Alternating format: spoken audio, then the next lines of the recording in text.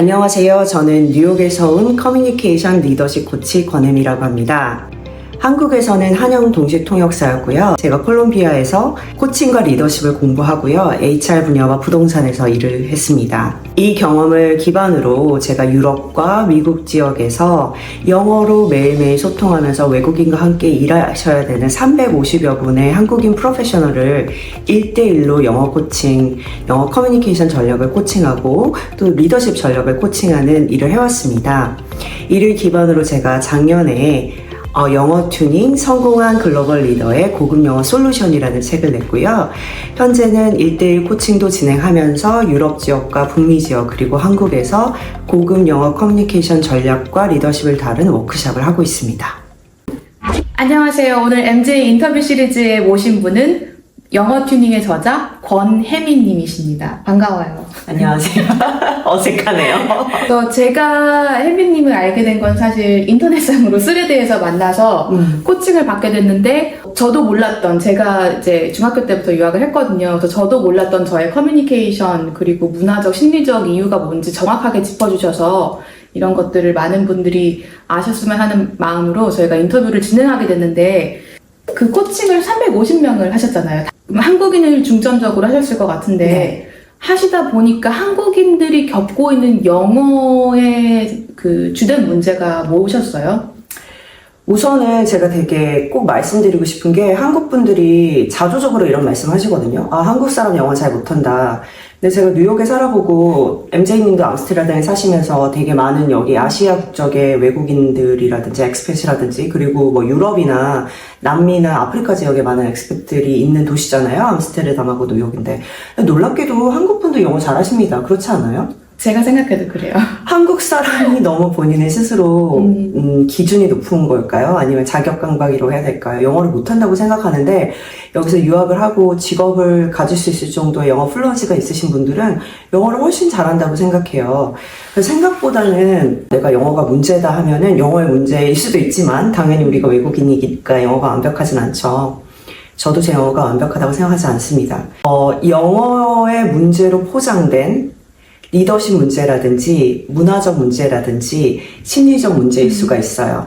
우리가 토익 시험을 공부하거나 입사 시험을 준비하는 게 아닌 이상은 이제 외국에서 구직을 한다든지 이직 준비를 한다든지 아니면 승진 준비를 한다든지 여러 가지 이유로 영어를 더 잘하고 싶다라는 어떤 인시큐리티, 불안함을 느낄 때 그게 영어의 문제가 아니라는 거를 350명의 코칭을 하면서 느끼게 됐어요. 보면 다 네이티브가 아니고 그냥 서로 지내다 보면 그 사람의 영어에 익숙해져서 그냥 그렇죠. 되거든요. 그래서 굳이 자기 자신의 영어를 너무 폄하하지 않았으면 좋겠다는 생각을 하긴 했어요.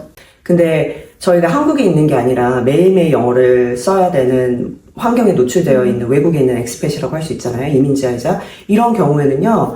영어를 못한다고 생각하면 자신감이 더 깎이는 것 같아요. 그래서 저는 항상 말씀드린 게 우선은 인간이 30 잘 변하지 않잖아요. 그래서 당시에 영어가 문제가 있다라고 시작하면 코치가 평생 할 수 있는 것도 아니고 짧은 시간에 효과적으로 말씀드려야 되는데 영어는 문제가 없다. 영어는 문제가 없는데 가진 영어를 돌려막기 위해서 조금 더 효과적으로 커뮤니케이션 할 수 있는 방법을 찾아보자라고 처음부터 시작을 해요. 문제를 지적하면 한두 끝도 없거든요. 맞아요. 그거를 코치나 선생님이 고쳐줄 수 있는 것도 아닌 것 같아요. 굉장히 장기적으로 오랫동안 코치가 옆에서 붙어야 되는데 그거를 돈을 할 수 있는 사람 많이 없는 것 같아요. 금전적으로도 그렇고 우리 다 직장 생활 하다 보면 시간적으로 시간적으로도 그렇고 네. 그리고 애가 있고 회사에서 할 일이 많고 또 일상에서의 여러 가지 우선순위들이 있는데 저희가 대학생, 고등학생이 아닌데 영어 공부를 해서 돌파하세요는 좀 책임감 없는 말이지 않을까라고 생각해요.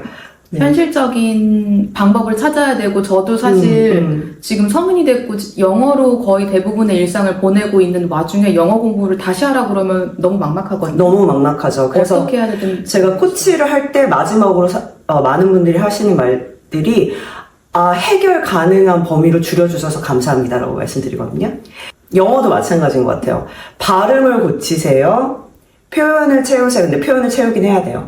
새로운 표현이라든지 세련된 표현을 채우는 노력을 해야 되는데 우선은 30 넘으면 변하기 쉽지 않은 것 같아요. 너무 힘들어요. 한국말도 바꾸고 싶지 않은데 하물며 영어를 바꾸는 게 쉽지가 않기 때문에 우선은 현재 상태를 객관화해보는 나를 이해하고 나서 내가 이상적으로 생각하는 영어의 실력이라든지 내가 이상적으로 생각하는 사람처럼 영어를 잘하고 싶어요 라든지 그런 현재 상태의 진단과 앞으로 어떤 방향으로 가고 싶어 하는지를 파악한 다음에 그 갭을 어떻게 메꿀 수 있을지에 저는 코칭을 초점을 두고 있거든요. 네. 이런 명확한 골 세팅 너무 좋은 것 같아요. 그 성인들한테 특히. 네. 제가 드리고 싶은 질문은 그럼 한국인이 이제 겪는 고질적인 문제는 일단 자신감이 없는 자신감이에요. 네, 여러분 영어 잘하십니다. 잘하십니다. 우선 잘한다고 긍정하고 시작해야 돼요. 그래서 자신감이 없고 내 영어 실제 가진 실력을 더 낮게 본다 이런 문제가 있었고 또 다른 언어적인 이슈는 뭐가 있어요? 학습의 문제일 수 있는데요. 30이 넘으면 사실 외워도 다 까먹는 것 같아요. 맞아요. 한계가 있어요. 네, 한계가 있어요. 생각해보면 저희가 중학교 때나 고등학교 때 막 단어장 외웠잖아요. 그래서 막 300단어 외우고 막 500단어 외우고 막 그런 챌린지 했잖아요, 학원에서. 맞아요. 근데 만약에 지금 성인한테 한 30단어 정도 주고 새로 외우세요 한 다음에 일주일 뒤에 물어보면 그걸 기억하는 사람 거의 없을 거예요. 네. 너무 좋은 포인트신 게 외울 수는 있죠. 외울 수는 있어요. 네. 네. 외울 수는 있는데 그게 사실 일상생활에서 잘 쓰지 않는 단어라면 금방 까먹어요. 금방 까먹기도 하고 유용한 표현도 까먹고요. 맞아요. 그리고 그때 너무 좋은 표현해서 외웠는데 내가 지금 얘기하고 싶은데 하면서 그 순간에 타이밍이 지나가면서 못 써먹는 경우도 있고요. 그래서 저는 사실 시중에 나와 있는 모든 영어 공부법의 문제는 전혀 없다고 생각하고 문제는 꾸준히 하지 않는 우리의 생활 습관의 문제라고 생각하는데 그럼에도 불구하고 이렇게 성인이 단기 메모리에 문제가 있을 때 어떤 식으로 영어를 입력을 시켜야 출력이 필요할 때 적절하게 나올까라는 고민을 제가 많이 했거든요. 왜냐면 전 한영 동시 통역사이긴 했지만 국내파였고요. 그리고 영어를 스스로 이제 좀 배운 편이에요. 뭐 외국에 어렸을 때 살아본 적도 없고 처음만 그냥 한국에서 살았던 사람이어서 영어를 조금 더 잘하려는 고민을 많이 했던 것 같아요. 그래서 저만의 방식으로 좀 제가 성실하지 않고 게으른 타입이어서 어떻게 하면 시간 대비 효과를 뽑아낼까를 생각하면서 영어 단어를 외웠거든요. 그래서 그 부분에 있어서 코칭은 가르쳐 드리는 것 같아요. 그 부분 좋은 것 같아요. 게으른 사람이 알려주는 가장 단기간에 효율적인 네. 그 방법. 네. 네. 저는 그걸 시간 대비 가치, 요즘 뭐 가성비라는 얘기 맞아요. 하잖아요. 네. 그 성인의 학습은 가시비 학습법을 알아야 된다고 생각해요. 그러니까 표현을 외우는 거는 스스로 필요할 때마다 찾아서 할 수 있는데 뭘 찾아서 어떻게 집어넣어야 되는지에 대해서는 좀 제가 노하우가 있습니다. 책을 꼭 읽어보시기. 전 2번 읽었어요. 그리고 또 다른 언어적인 문제는 뭐가 있을까요? 많은 분들이 발음을 얘기하세요. 어때요, MJ는? 저도 그 발음에 왜 이렇게 집착하는지 잘 모르겠거든요.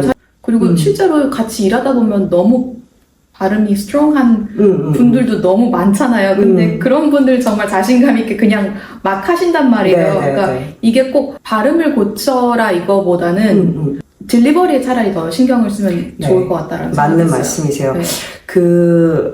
한국은 발음으로 영어를 평가하는 문화가 있는 것 같아요. 물론 발음이 좋으면 전달력도 그쵸, 좋고 좀 더 프로페셔널해 보이고 할 수 있는데 그런 질문을 코칭을 할 때 이제 들으면 저는 뭐라고 말씀드리냐면은 발음을 고칠 수가 있기는 한데 너무 돈이 많이 들어가는 일이라 그러니까 내 영어의 여러 가지 문제점을 코칭을 통해서 이제 진단을 하고 나서 시작을 하는데 고칠 수 있는 게 만약에 5개인데 가장 고치기 어렵고 가장 비싼 것부터 집중하기 시작하면은 공부의 의지도 겨우 마련했는데 다 사라지는 것 같아요. 제가 사실 액센트 코치들한테 전화를 해봤어요. 미국에서. 그래요? 미국에는 액센트 코치, 다이얼렉트 리덕션 코치가 있기는 해요. 이런 분들은 할리우드 배우들이 만약에 보스턴에 고등학교밖에 안 나온 30대 남자 액센트로 오디션을 볼 거니까 준비해와. 그러면 에이전트들이 그런 코치를 연결해줘요. 그런 헐리우드 에이전트들이 하는 액센트 코치가 있는데 그런 사람들도 있고 또 뭐 예를 들어서 미디어 트레이닝 네. 기업의 임원들이나 이런 분들은 미디어 인터뷰를 하잖아요. 그 프레젠테이션도 하고 이런 분들을 코칭을 해주시는 분들도 있어요. 물론 ES, English as a Second Language라고 그 외국인 분들의 발음을 고쳐주신 분도 있는데요. 가장 싼 경우가 5회에 3,000불 정도 하거든요. 근데 회사에서 내주는 분들 아니면은 그런 사람을 통해서 코치를 쓸 수 있는 개인은 없다고 생각해요. 음성학 전문가가 아니어서 감히 말씀드릴 수 없고 제가 봤을 때는 모든 사람의 음성이라는 거는 흉통이라든지 목의 길이라든지 목구멍의 길이라든지 다 인간의 타고난 신체 구조에 가장 적게 노력을 들이면서 발음이 나올 수 있는 상태로 이미 굳어진 상태라고 생각하거든요. 맞아요. 예, 30이 넘으면 신체 모든 기관도 가장 편안한 상태로 배가 나온다든지 거북목이 된다든지 고정이 되기 때문에 저는 발음도 계속 그 연습을 10년 이상 고정된 상태여서 그걸 교정하기는 참 쉽지는 않은데 불가능하다는 게 아니라 일반인이 회사에서 조금 더 자신감 있게 프레젠테이션을 잘하고 인터뷰에서 조금 더 프로페셔널하게 보이고 이런 목적으로 영어 공부를 하는 우리가 그쵸. 발음을 탓해서는 안 된다라고 네. 생각을 하고요. 네. 유엔 같은 데서 저도 인턴 해봤지만 발음 이상한 사람이 한두 명이 아니지만 누구도 사과하지 않는 것 같아요. 맞아요. 네, not apologetic. Yeah. 자기 발음에 대해서 미안해하지 않는데 미안한 사람은 제가 봤을 때 일본 사람, 한국 사람, 약간의 중국 사람, sorry for my accent. 강한 분들 많죠. 많죠. 아무도 자기 영어 발음에 대해서 네. 사과하지 않아요. 네. 네. 그렇기 때문에 요즘 K-팝이라든지 K-문화 떡상인데 한국 드라마 매일매일 보시는 분들 많은데 한국식 액센트, K 액센트 그냥 매력이라고 생각하세요. 네. 네. 뻔뻔해지세요. 그럴 필요가 있는 것 같아요, 네. 정말. 네. 너무 어렸을 때부터 그렇게 완벽에 대한 강박과 이렇게 겸손 그리고 사과하는 그런 문화가 아직도 좀 남아있는 게 성인 돼서도 그게 조금 안타깝다고 느끼긴 해요. 네. 대신 저 딱 하나 고쳐야 될 게 있어요. 제가 영어를 발음할 때 발음이 문제가 되는 경우. 그게 뭐냐면 코치 전화로만 하거든요. 비디오로 보면은 음성으로 할 때보다 제가 음성 분석에 좀 집중력이 떨어지는 것 같아서 진짜 전화로만 하거든요. 근데 지금 성격이 급하시죠? 제가 물어봐요. 그러니까 어떻게 알았니? 아, 머리 생각의 속도가 입의 발화 속도를 따라가지 못해서 본인도 모르시겠지만 입을 안 벌리시고 말씀하신다고. 무슨 말씀인지 아세요? 성격이 너무 급하신 분이 입을 열지 않고 오물오물 얘기하면 네. articulate하게 들리지가 않아요. 그러면 상대가 excuse me, say that again, again, pardon me 이렇게 되면은 위축이 되는 게 아 내가 발음이 안 좋아서인가가 아니라 그분이 한국말로도 물어봐요. 혹시 사람들이 잘 이해 못하는 경우가 있으신가요? 한국어로 말씀하실 때도 그런 것 같대요. 그래서 제가 말씀을 천천히 하시면서 또박또박 매번 그랬었죠. 매번 그러면 너무 스트레스 받으니까 중요한 순간에는 강조해야 될 포인트는 입을 크게 여시고 또박또박 말씀하시라고. articulation에 문제가 생길 수가 있다. 네. 그건 꼭 영어만의 문제는 아닌 거네요. 그냥 네. 자기 말하는 네. 습관. 말하는 습관이 articulate 하지 않으면 웅얼웅얼하게 들리면 영어가 안 들려요. 그쵸. 영어뿐만 아니고 어떤 네네. 언어라도. 한국어도 마찬가지예요. 네, 그건 그럴 것 같네요. 그럼 발음에 대한 얘기 잘 들었고요. 또 다른 언어적인 문제는 뭐가 있을까요? 맨날 쓰는 표현만 돌려 쓰는 거? 그쵸. 돌려막기 그거 한국말로도 약간 그렇지 않아요? 맨날 쓰는 한국말로도 표현. 마찬가지예요. 제가 책을 쓰면서 조사를 해봤는데 링귀스틱 그 리서치를 찾아보면 언어학적 리서치를 찾아보면은 하루에 영어 단어 몇 개 쓰시는 것 같아요? 한 300개에서 500개 정도 되지 않을까요? 네. 그 언어학자들이 어느 정도의 단어 수가 있을 때 외국어를 플루언트하게 말을 할 수 있냐라는 다양한 연구를 했는데요. 놀랍게도 3,000개의 단어만 알면 외국어를 플루언트하게 말할 수 있다고 얘기해요. 심지어 미국과 영국에 있는 영어를 모국어로 쓰는 사람들도 하루에 2,000개에서 3,000개 이상의 단어를 쓰지 않는다는 연구가 많거든요. 그렇게 따지면 한국인의 단어 수에 대해서 생각해 봐야 될 것 같아요. 왜냐면 저희가 고등학교나 대학교만 졸업해도 저는 5,000개 정도의 단어는 한국 사람들이 외우고 있다고 생각을 하거든요. 그러면 왜 충분한 단어량이 있는데도 영어를 못하고 못한다고 생각하고, 그리고 영어 공부를 할 때 단어를 외워야 한다라는 공부 방법을 쓸까요? 성인 영어에 있어서는 시간과 자원이 한정되기 때문에 어떻게 하면 효율적으로 시간 대비 효과가 높은 가시비 공부법을 써야 된다고 생각을 하거든요. 그래서 저는 수동 영어와 능동 영어의 컨셉에 대해서 먼저 말씀드리고 싶어요.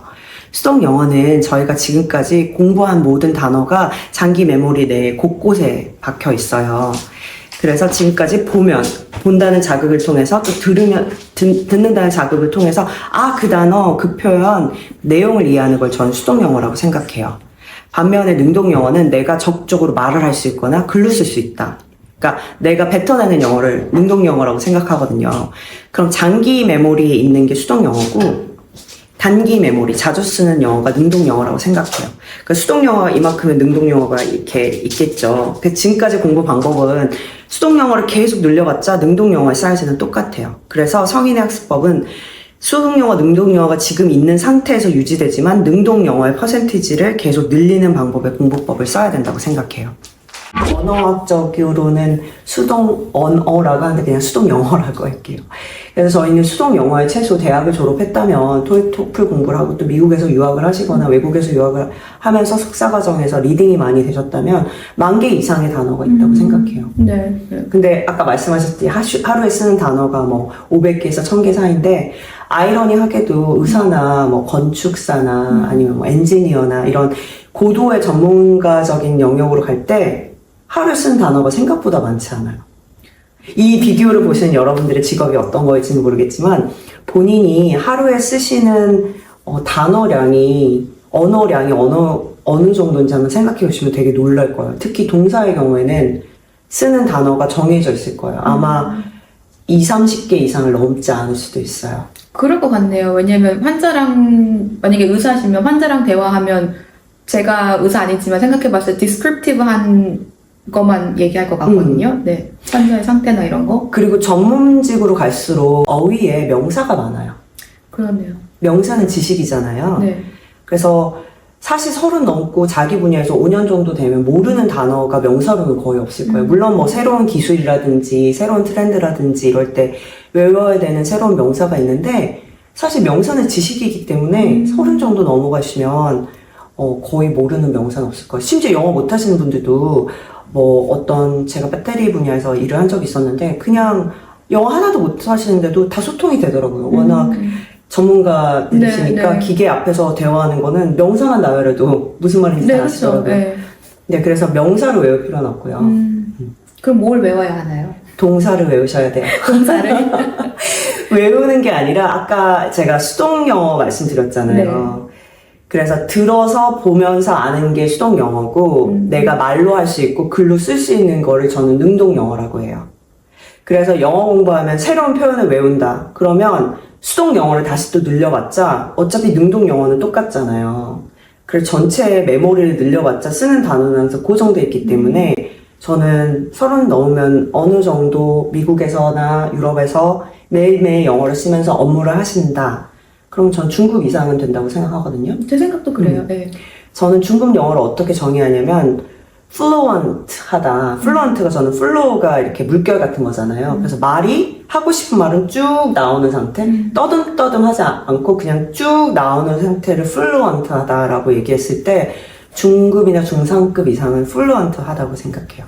네. 그래서 커뮤니케이션 효과에서는 정보 전달의 영어는 가능한 상태. 그렇죠. 정보 전달은 가능해야 일은 하죠. 그 정도는 돼요. 그래서 그럼 고급 영어는 초고급은 아니어도 고급 영어는 뭐냐고 했을 때 정보 전달이 되는 상태에서 내가 만나는 사람에 따라서 장소에 따라서 상황에 따라서 뉘앙스를 조절할 수 있을 정도의 영어가 고급 영어라고 생각해요. 네, 저는 고급이 아니에요. 고급이라고 왜 그러세요? 한국말도 고급이 아닌게 좀 약간 돌려 얘기하고 뉘앙스 조절하는 게 제가 생각을 해보니까 영어뿐만 아니고 한국말도 좀 쉽지 어렵더라고요. 그래서 영어를 얼마나 잘해서 그걸 어떻게 평가할 수 있겠어요. 성인의 경우는. 다 업무하고 가족과 외국에서 생활하시면 결국에 사람과 관계를 맺는 영어를 잘하는 사람이 이기는 거잖아요. 그쵸, 우리가 원하는 목적. 그러니까 설득할 때 설득하고 웃기고 싶을 때 웃기고 싸우고 선 긋고 싶을 때 잘 긋고, 네. 내가 뭐 뭐 광을 판다 그러죠. 내가 잘하는 거에 있을 때는 내가 이거 잘했지 이러면서 약간 자기 자랑과 뭐 그 광을 팔 때는 광을 적극적으로 팔아야 또 회사에서는 take credit 할 수 있으니까. 네. 그런 커뮤니케이션 효과를 조정할 수 있는 상태의 영어를 고급 영어라고 저는 정의 내리고 싶어요. 맞는 말씀인 것 네. 같아요. 근데 이 고급 영어도 사실 뭐 원어민이어도 그게 안 되는 사람이 있을 수도 있을 것 원어민이어도 안 되는 사람 너무 많죠. 네. 무례한 사람도 있고 정말 노잼이어서 웬만하면 저 사람이 대화를 피하고 싶다 이런 사람도 있고 그렇잖아요. 그래서 네. 영어로 사람을 대하기 위해서 배우는 게 저희가 언어고 영어잖아요. 저 다른 외국어도 여기 지금 네덜란드니까 이제 더치를 하시는 분들도 계시고 독일 같은 경우는 독일어를 하는 분, 프랑스어를 하시는 여러 다양한 유럽 국가의 분들도 계시지만 언어를 배우는 목적을 너무 언어 공부로만 한정하면 되게 테크니컬해지고 정작 네. 커뮤니케이션 효과에 대한 생각을 잘 안 하시는 것 같아요. 그렇죠. 어차피 소통이라는 건 사람과 사람과 사람이 하는 거죠. 항상 발음 이상하고 문법 다 깨져도 웃긴다. 얘랑 만나면 맞아요. 너무 웃긴다. 그 얘가 내 문제를 항상 해결해주고 정확하게 진단한다. 그러면은 대화를 나누고 싶죠. 네, 대화를 네. 나누다 보면 신뢰감이 생기고 신뢰감이 생기면 같이 일을 할 때 이 사람을 추천하고 싶고 그러다 보면 나의 커리어도 성장하고 네. 뭐 심지어 직구할 때나 네, 맞아요. 뭐 어디 뭐 가구를 할인받아 살 때도 다 그렇게 사람의 마음을 사는 거잖아요. 네. 물론 저도 통역 대학원 다닐 때는 영어 문법이라든지 발음이라든지 표현의 상태에 대해서 항상 지적을 받았죠. 그리고 그렇게 훈련 받았기 때문에 저를 이렇게 제 안에 저를 평가하는 오늘 문법 또 틀렸구나 뭐 이런 사람이 저도 있죠, 이 머릿속에. 근데 미국에 살면서 조금 더 자유로워진 것 같아요, 영어에. 그게 무슨 말이냐면은, 네. 무슨 말씀인지 아시죠? 네.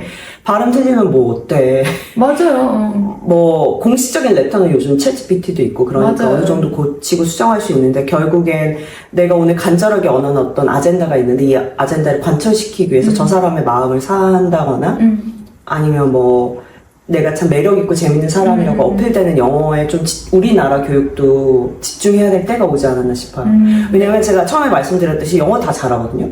요즘 해외여행하면서 영어로 소통 안 되는 분 거의 없는 것 같아요. 그쵸. 저희는 듣기 평가를 열심히 하면서 잘하잖아요. 물건 사고, 길 물어보고, 뭐 그런 영어는 한국인 더 이상 저는 문제 아니고 굉장히 영어 잘한다고 생각해요. 저도요. 네. 대신 매력을 영어로 나타나는 거에 대한 고민이라든지 있는 영어를 돌려막아서 어떻게 하면 영어를 더 잘할 수 있는 거에 대해서 좀 생각할 때가 우리도 오지 않았나. 네. 그러니까 있는 영어를 가지고 어떻게 내가 원하는 최대한의 커뮤니케이션 효과를 끌어낼까에만 좀 집중을 해도 네.